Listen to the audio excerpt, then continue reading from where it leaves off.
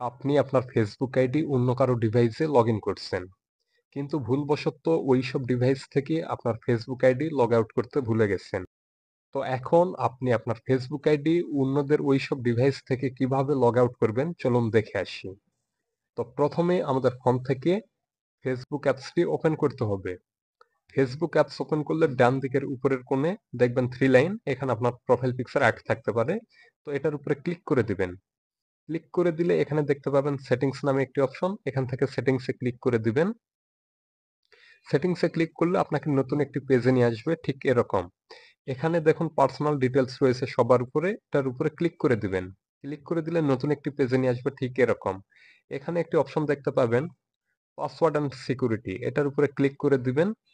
Click করে দিলে এখানে দেখতে পাবেন সবার উপরে চেঞ্জ পাসওয়ার্ড, এটার উপরে ক্লিক করে দিবেন।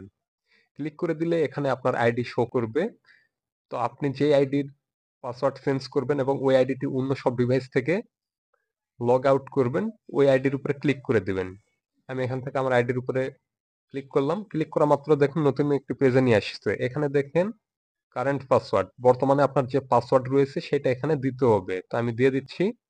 এবার আমাদের নিউ পাসওয়ার্ড দিতে হবে, মানে বর্তমানে আমাদের যে পাসওয়ার্ড আছে এই পাসওয়ার্ড আমাদের চেঞ্জ করতে হবে যদি আমরা আদার্স ডিভাইস থেকে আমাদের ফেসবুক আইডি লগ আউট করতে চাই। তো আমরা এখান থেকে নিউ পাসওয়ার্ড একটা দিয়ে দিব। তো আপনাদের বোঝানোর ক্ষেত্রে আমি একটা দিয়ে দিচ্ছি। আবার same password retype new password এটার উপরে দিতে হবে। ওকে,